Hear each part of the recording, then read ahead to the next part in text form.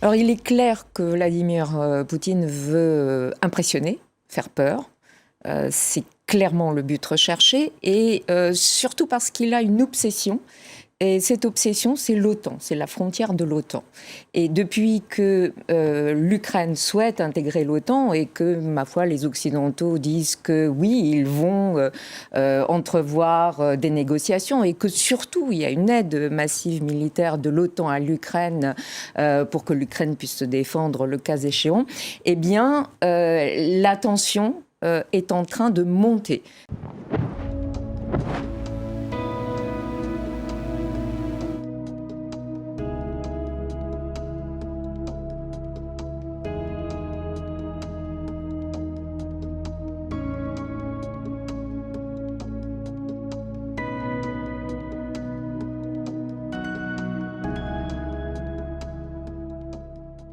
Finalement, le président Yanukovych a dit je ne vais pas signer avec l'Europe et je fais un accord avec la Russie. Eh bien, la population est descendue dans la rue. Parce que c'était à l'opposé de la dynamique qui était en place depuis une dizaine d'années. Voilà le début de l'affaire. Vous voyez, on ne parle pas du tout de l'OTAN, on parle de peuples qui regardent dans des directions et des situations qui émergent. Il n'y avait pas de troupes de l'OTAN sur Maïdan, il n'y avait pas de troupes de l'OTAN à la frontière polono-russe, ou polono-ukrainienne, pardon. Donc voilà, l'OTAN est tout à fait en dehors de cette histoire.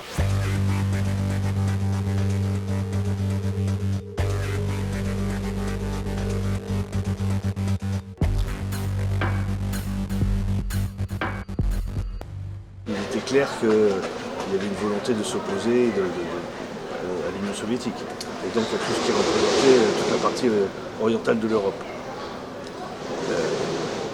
Donc l'Union soviétique a toujours été présentée comme le grand Satan. C'était évident que chaque fois que quelque chose se passait, que les communistes faisaient quelque chose en France ou en Europe, c'était avec la main de Moscou derrière, c'est-à-dire avec l'Union soviétique. Aujourd'hui, ils sentent bien que la Russie n'est plus l'Union soviétique, ni au sens politique, ni au sens économique, mais que la Russie n'est pas exactement dans leur camp à eux. Donc ça représente un ennemi. Donc il faut bien le présenter d'une manière ou d'une autre, comme étant agressif, comme étant responsable de tous les maux, comme étant de mauvaise volonté, comme quelqu'un qui propage la guerre et qui ne veut pas la paix, contrairement aux Occidentaux qui, eux, ne sont absolument pas expansionnistes, ne sont absolument pas impérialistes, et ne veulent absolument pas de guerre.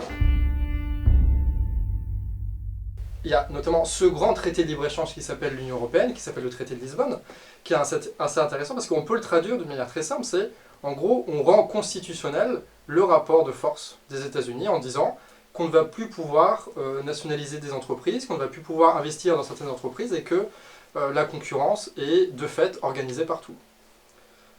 Le libéralisme, s'il est le résultat d'un rapport de force avec les États-Unis, ça veut dire que l'Union Européenne elle-même est le résultat d'un rapport de force avec les États-Unis et que cette façon qu'ils ont d'imposer des traités de libre-échange partout, ça leur permet, de manière légale, d'assouvoir une domination industrielle, commerciale, diplomatique. Et ça, c'est un truc intéressant parce qu'au-delà du rapport de force matériel, tu as aussi des choses qui sont contraignantes. Il y a ces traités-là.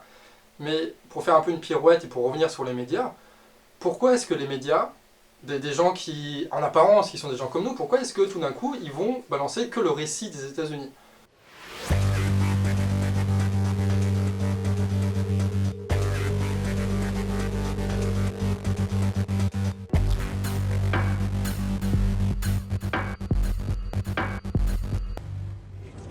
Une diplomate américaine était venue leur offrir des petits pains.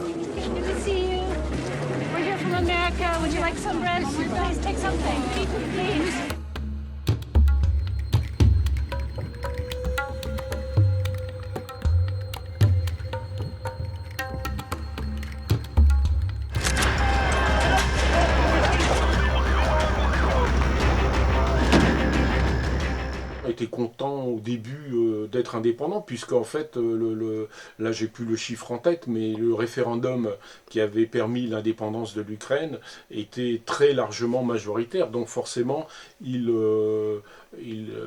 cette majorité était composée de gens qui étaient ukrainophones en famille et de gens qui étaient russophones en famille. Ça recoupait aussi bien l'Est, le centre que le Sud, le Nord, etc. de l'Ukraine.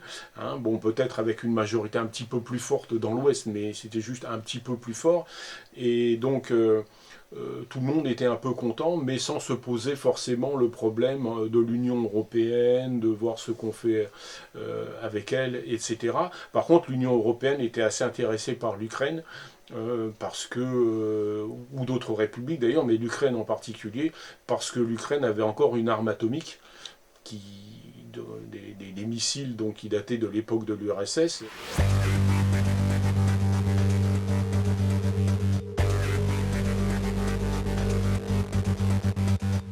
La devise de l'OTAN, c'est Civit pacem parabellum. Si tu veux la paix, prépare la guerre. Mais si tu veux la paix, donc jamais il y a eu de volonté. Bon, et d'autre part, l'élargissement de l'OTAN s'est fait à partir de peuples, de gouvernements qui ont décidé leur adhésion. À nouveau, les chars de l'OTAN ne sont pas rentrés en Pologne, ne sont pas rentrés en Hongrie pour dire maintenant, vous signez avec nous. Non, non, ce sont ces peuples et ces gouvernements qui ont demandé leur adhésion. Je dirais d'influencer, et si les républiques baltes auxquelles vous faites allusion, effectivement, ont accepté des présences et sont rentrées ensuite dans l'OTAN, parce qu'il y avait Kaliningrad, il y avait deuxièmement des présences de minorités russophones importantes. Donc quand vous voyez ce qui se passe dans le Donbass, et que vous êtes à 1000 km, vous vous dites, OTAN, aidez-moi. Et donc, effectivement, la France a envoyé des avions pour pouvoir patrouiller militairement en zone baltique, de même que les Norvégiens l'ont fait, les États-Unis l'ont fait, l'Angleterre. Donc, il y a eu un roulement d'aide à l'intérieur des pays qui ont adhéré à l'OTAN pour soutenir les pays baltes. Et pourquoi aussi la Russie se sent agressée depuis maintenant plus d'une dizaine d'années? Ils ont fait des propositions à l'Europe et aux États-Unis, notamment en 2007 au sommet de Munich.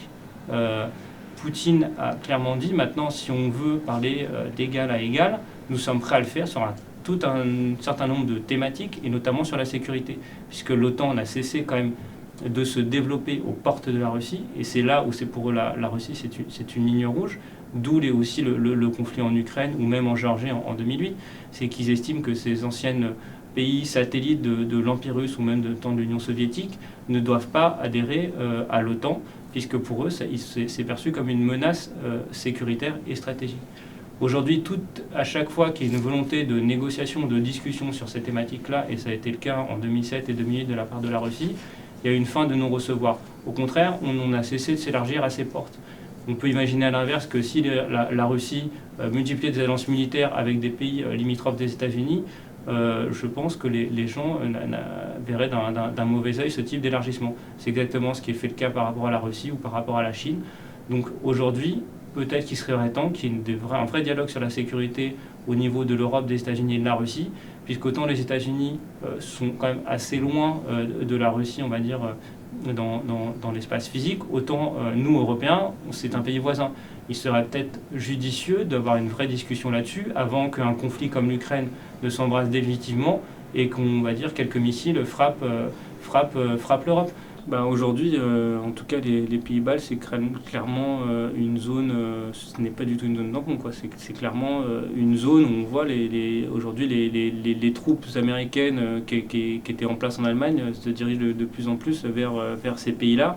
Donc on est dans une logique clairement de conflit ou d'endiguement, comme c'était le terme à l'époque, vis-à-vis de la puissance russe. Donc ça veut dire qu'encore une fois, on continue de vouloir à ce que la Russie rentre dans le jeu ou dans le concert des nations, mais depuis 20 ans, finalement, ça reste en tout cas la principale menace avec maintenant la Chine. Mais en tout cas, on le voit par les mouvements de troupes, par cet élargissement, par un certain nombre d'actions, d'entraînement militaire, parce que vous nous citiez aussi les mouvements de troupes russes. qui est un moyen de pression entre guillemets sur le gouvernement ukrainien et vis-à-vis des Américains. Mais à l'inverse, on voit que l'OTAN, c'était l'an dernier quand même, a fait des entraînements militaires jamais vus depuis la fin de la Seconde Guerre mondiale. Un traité de l'Atlantique Nord, qui réunit 30 pays. Il y a plus de pays dans l'OTAN qu'il n'y a de pays dans l'Union européenne. Il y a, avant le départ de l'Angleterre, il y avait pratiquement 500 millions de citoyens européens. Il y a plus de 900 millions de citoyens sous le parapluie de l'OTAN. Donc ça, c'est des éléments qu'on ne rappelle jamais. Donc, comme on l'a évoqué tout à l'heure, la naissance de l'OTAN, il faut voir la puissance. Et si vous voulez parler avec la Russie, il y a deux moyens de parler avec la Russie. Il y a un moyen égalitaire et puis il y a un moyen, je dirais, inégalitaire. Si la Russie dispose de 1500 ogives nucléaires, de l'autre côté de la table, si vous arrivez avec 200 ogives nucléaires, avec le temps, vous êtes affaibli, n'est-ce pas?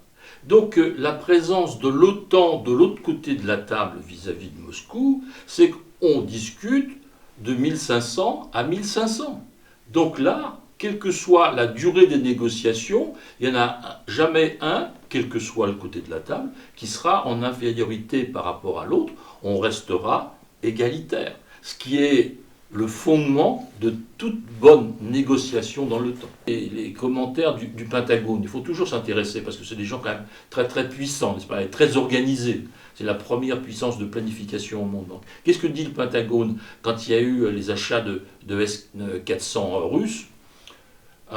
Nous avons toujours de très bonnes relations avec le domaine militaire russe, turc. Nous avons toujours de très bonnes relations avec le monde militaire turc. Et deuxièmement, la Turquie est un allié essentiel de l'OTAN. Malgré les S-400, oui, on regarde le long terme. Et à ce moment-là, on considère Erdogan comme une parenthèse de l'histoire, parce qu'il y a eu 3 Erdogan, et donc... La Turquie aujourd'hui, qui dès le départ des événements en Syrie, en février, avril 2011, a pris le parti du Daesh, a pris le parti des islamistes, la Turquie revendiquant toujours d'ailleurs d'être le leader du monde islamique, notamment sunnite. Donc contradictions qui sont réglées en partie en interne, puisque la Turquie s'est aussi joué de son rôle, c'est faire valoir son rôle et au sein de l'OTAN et au sein de la région, notamment avec l'histoire des migrations et le nombre de réfugiés qui sont sur son sol. Et donc il fait une espèce de chantage à l'Europe en disant « moi je retire le flux si vous payez ce qu'il faut et si vous me laissez faire, mais si vous ne le faites pas, j'ouvre les vannes et tous les réfugiés vont débouler en Europe ». Il poursuit un but. Il veut être considéré comme le pays musulman qui est le leader du monde musulman aujourd'hui. Il en profite d'autant plus que, comme il y a affrontement entre l'Iran et l'Arabie Saoudite pour avoir l'hégémonie sur la région après la chute de Saddam Hussein en Irak, après la chute du régime de Saddam en 2003, il s'est introduit dans cette possibilité-là, d'autant plus facilement qu'il est membre de l'OTAN, qu'il a la question des réfugiés sur son sol, ce qui lui permet de négocier avec l'Europe. Et donc il a très bien compris l'importance, parce que je rappelle quand même qu'il y a des bases de l'OTAN qui sont installées en Turquie, et que ce n'est pas rien, y compris il y a des armes nucléaires américaines qui sont situées sur ces bases aériennes. Donc il a dans les mains une capacité de négociation qui est terrible. D'ailleurs on l'a vu, Trump a essayé de monter le ton contre Erdogan, parce que Erdogan a acheté des missiles S-400 russes. Donc évidemment, avec le système de défense de l'OTAN, acheter des missiles russes S-400, c'était un peu problématique. Alors il les a quand même achetés tout en disant on ne va pas les activer. Rétention des Américains qui n'a plus voulu livrer les fameux F-15, donc les nouveaux avions de combat. Mais au bout du compte, personne n'a demandé à ce que la Turquie quitte l'OTAN. Personne n'a demandé de sanctions contre la Turquie. Et Erdogan poursuit son but.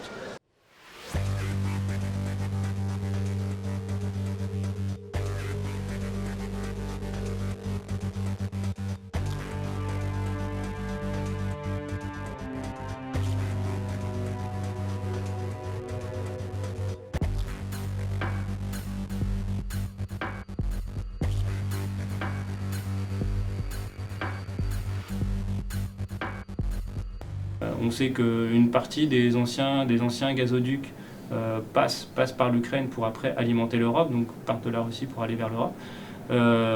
Aujourd'hui, les différents projets qui sont financés et mis en place par la Russie, que ce soit Nord Stream 2 ou South Stream quand il a été question, aujourd'hui qui sont d'autres gazoducs qui sont montés avec la Turquie ou l'Iran, c'est pour contourner finalement l'Ukraine parce qu'ils savent que, comme ça a eu lieu à plusieurs reprises, il y a eu des conflits entre l'Ukraine et la Russie sur un certain nombre de prix du gaz que la Russie vend à l'Ukraine à des tarifs, on va dire, inférieurs à ce que peuvent payer d'autres pays européens.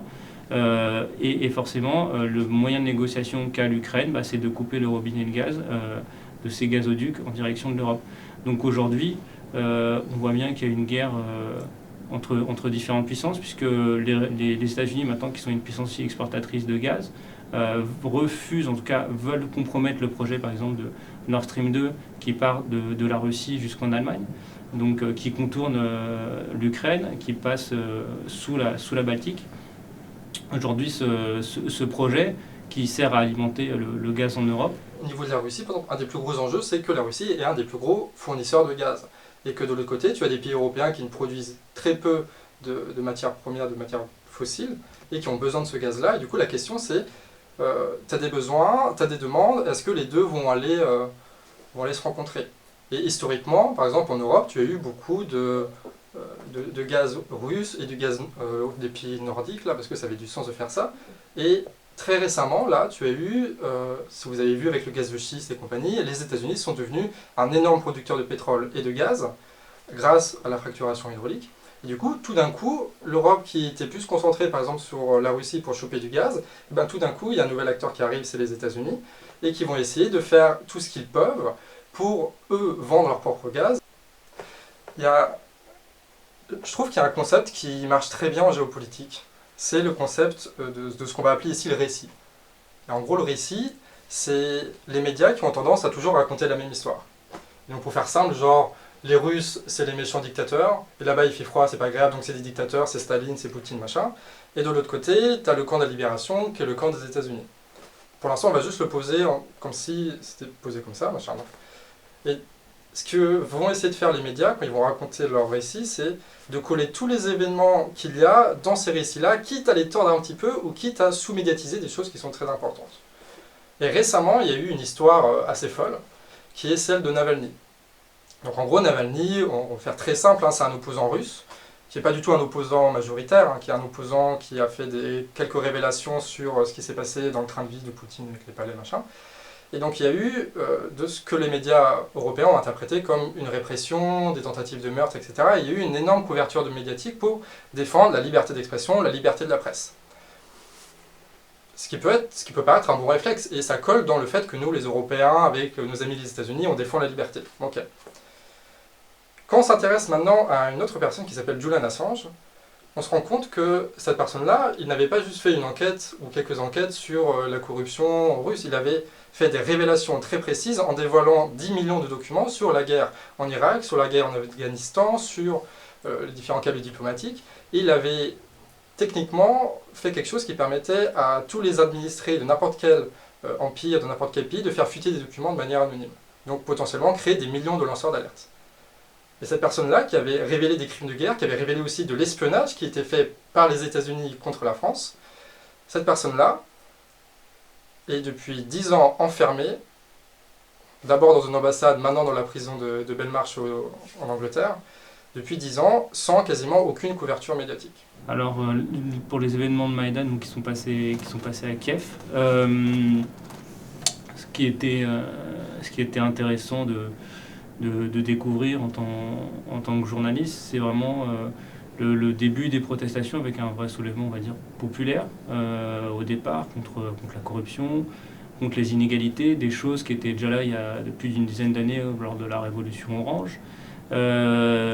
Mais finalement, assez rapidement, on a vu qu'il y a eu une récupération politique de part et d'autre, que ça soit de la part de certains courants de l'extrême droite, de nationalistes, et finalement les revendications qui étaient populaires à la base, puisqu'il y a eu des grands rassemblements, même des discussions, des débats, finalement ont glissé de plus en plus sur en gros un départ de Yanukovych qui n'était pas forcément le but de ces rassemblements. Et du coup, après, on a une récupération politique, notamment à partir du moment où les premières mesures vont tomber de la part du nouvel gouvernement, quand Yanukovych va partir, ça va être sur la langue russe.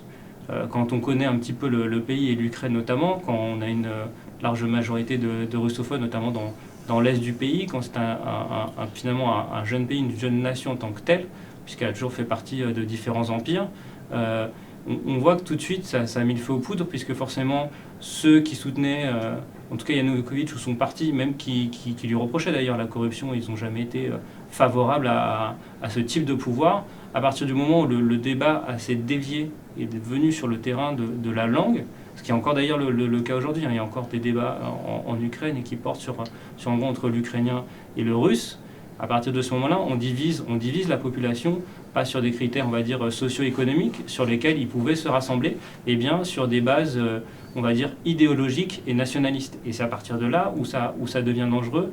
Et tout de suite, on a vu que, du coup, à partir de ces premières mesures, par exemple sur la langue russe, il y a eu des soulèvements dans l'est de l'Ukraine. La Rousse de Kiev, je me suis renseigné auprès d'un certain nombre de mes amis plus experts que moi dans les langues, le parallèle entre l'ukrainien et le russe en tant que langue. C'est le parallèle qu'il y a entre l'italien et l'espagnol. Voyez-vous, ce n'est pas tout à fait la même chose. Et si on ajoute à ça la Biélorussie, eh bien c'est pareil. La première Bible imprimée en biélorusse date de 1513. Donc vous avez des ancrages culturels qui sont différents. La Russie ne peut pas reconquérir des territoires que ne lui appartiennent pas culturellement. L'Union soviétique... Je suis allé plusieurs fois, enfin mon travail m'obligeait à aller dans toutes les régions d'Ukraine, et en particulier dans l'est du pays, à Donetsk, et donc dans le Donbass. Là, c'était une région qui était vraiment principalement russophone, en tous les cas, dans ce qui concerne les villes. Parce qu'en fait, dans les campagnes, on parlait ce qu'on appelle un sourgique, c'est-à-dire un mélange d'ukrainien et de russe. Évidemment, pour quelqu'un qui viendrait de l'Oural ou du nord de la Russie, peut-être que ça serait une langue un peu incompréhensible, mais pour quelqu'un qui est habitué au russe et à l'ukrainien, c'est pas une grosse difficulté. Simplement, je dirais, un dialecte local, comme serait l'occitan, par exemple, pour la France par rapport à la langue littéraire française. Bon, c'est un peu loin, mais on peut arriver à se comprendre. Mais il faut savoir que naturellement, les gens ne parlaient pas. Moi, je ne pouvais pas vérifier, mais j'ai pu vérifier par des ukrainophones que en fait, les gens parlaient très mal ukrainien. Par exemple, le premier ministre de l'Ukraine, le premier ministre donc de Kravchuk, qui était Fokin, déjà son nom est complètement russe, il avait du mal à parler ukrainien, donc sa phonétique était purement russe, et même si on lui écrivait son discours, forcément il ne le lisait pas constamment, et donc il se laissait aller à des libertés, et ces libertés montraient qu'il ne possédait pas vraiment l'ukrainien. Et même quelqu'un comme de la Révolution Orange, qu'on a vu donc comme première ministre, la fameuse femme Matresse, eh bien c'était une femme de Dniepropetrovsk à l'époque où je l'ai connu, où j'ai connu Dniepropetrovsk, ce que je veux dire, c'était une ville, c'était encore l'URSS justement, c'était ma première année en Ukraine. C'est une ville totalement russophone, mais alors vraiment totalement, j'ai pas entendu une seule fois nulle part parler ukrainien, que ce soit des Ukrainiens, des Russes, des Juifs, des Tziganes, de qui on veut, mais personne ne parlait ukrainien. Et cette fille-là, elle a appris l'ukrainien pour des raisons politiques, pour faire une carrière politique. C'est rien de plus. Et là, Zelensky suit les mêmes cours, peut-être même avec les mêmes professeurs, qui sont des cours très efficaces, il faut le reconnaître, pour arriver à parler en ukrainien.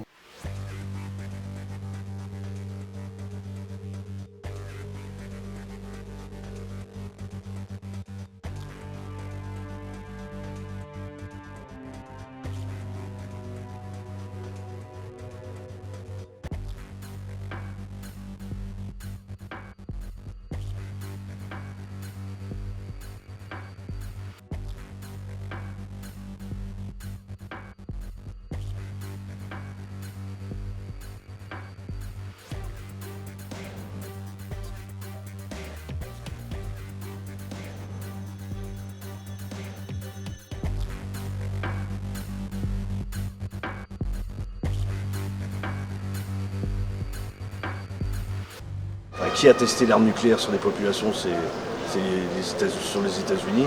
Qui a provoqué le plus de guerres? Ce sont les pays occidentaux, notamment avec les guerres coloniales, etc., etc., etc. Parce qu'il faut désigner un ennemi comme étant responsable de tous les maux. Washington et les États-Unis, oui, ils ont tout intérêt à soutenir le gouvernement ukrainien dans sa lutte vis-à-vis de la Russie, puisque pour eux, ça devient un acteur clé aussi dans cette région du monde. La Géorgie aujourd'hui, ils ont eu Saakachvili pendant un certain nombre d'années, ça a amené au conflit jusqu'en 2008, mais c'était une pièce maîtresse en tout cas des États-Unis et de l'OTAN dans la région. Aujourd'hui, c'est l'Ukraine avec Zelensky et donc les gouvernements ukrainiens successifs. L'Ukraine ne peut pas se mettre à dos un allié comme les États-Unis, puisqu'ils n'ont plus forcément la Russie aujourd'hui avec le conflit qui a eu lieu depuis Maïdan et dans le Donbass. Donc, ils ne peuvent que suivre, on va dire, les États-Unis. Aujourd'hui, les bruits de bottes qu'on a pu entendre ces dernières semaines et qui, à mon avis, pourraient se poursuivre dans le Donbass, ça montre qu'il y a une volonté, en tout cas, de part et d'autre, de montrer chacun leur puissance. La Russie, parce qu'ils ont voulu montrer qu'avec la nouvelle administration, ils ne se laisseraient pas compter, ils seraient toujours présents dans le Donbass, ils ne lâcheraient pas les populations du Donbass.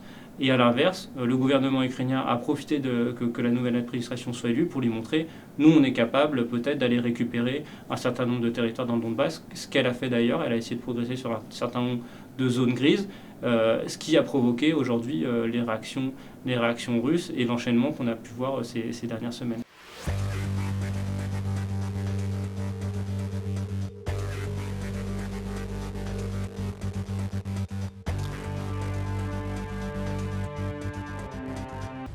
Aujourd'hui en France, ce qu'il faut se dire, c'est qu'aujourd'hui, on est le résultat d'un rapport de force qui s'est concrétisé par la soumission des intérêts états-uniens, et que si on veut s'opposer en rupture par rapport à ça, on va déclencher un peu une guerre économique par rapport à cet impérialisme-là, et qu'il y aura des conséquences. Il y aura des conséquences qui seront notamment des conséquences économiques.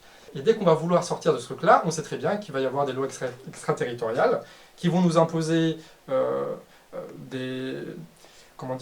ce qu'ils appellent sanctions, de manière très polie, mais qui sont en vérité des chantages, qui vont pénaliser nos entreprises, qui vont organiser des formes avancées ou pas de blocus. Il y a un jeu de rivalité et une course entre ces puissances qui sont assez dramatiques finalement, notamment pour les pays qui se retrouvent coincés entre ces jeux-là. Et encore une fois, avec les populations.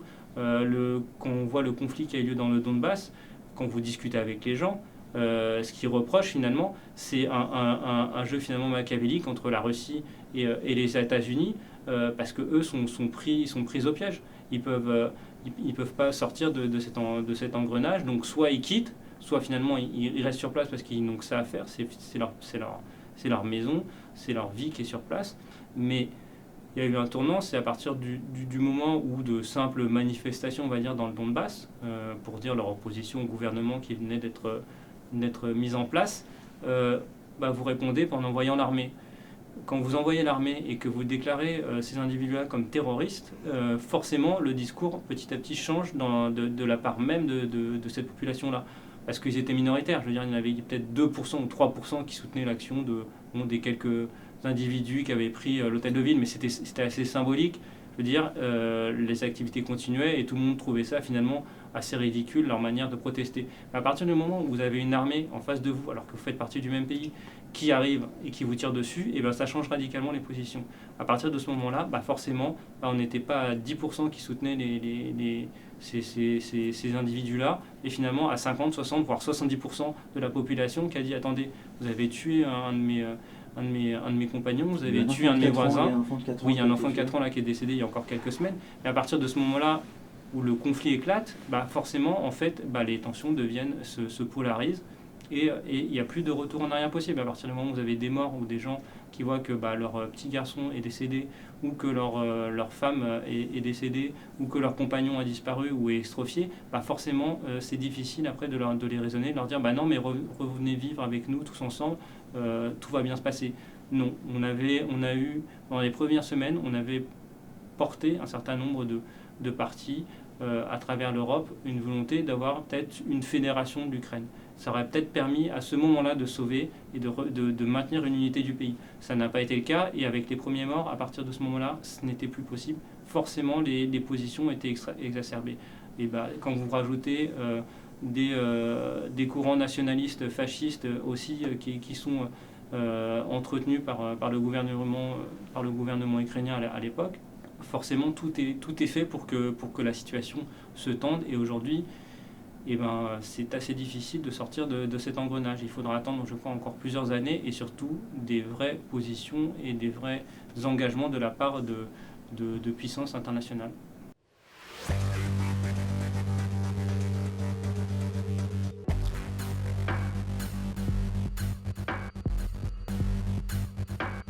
C'est une escalade verbale, c'est de la gesticulation, effectivement, politique et militaire.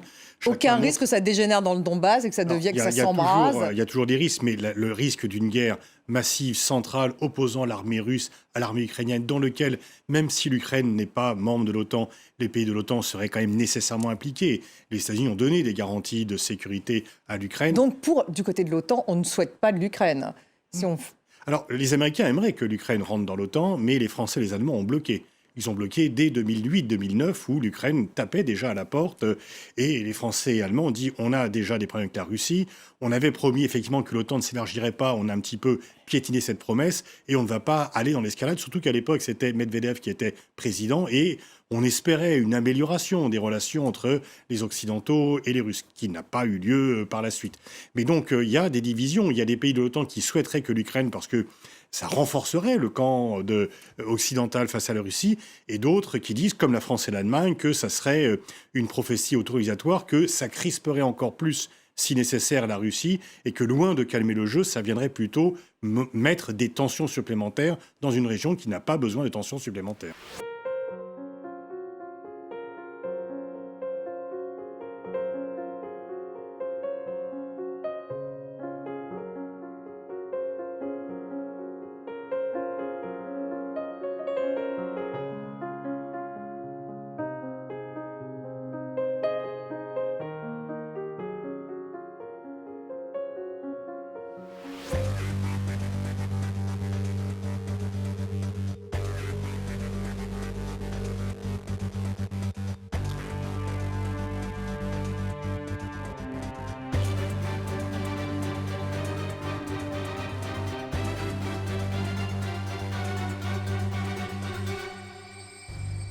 Petit à petit se dégage l'idée que, y compris peut-être même avec la pandémie, avec le Covid, ça a montré encore plus que le monde était vraiment interdépendant, qu'il avait besoin des uns des autres, et que la solution aujourd'hui, c'est pas la guerre, mais c'est la paix.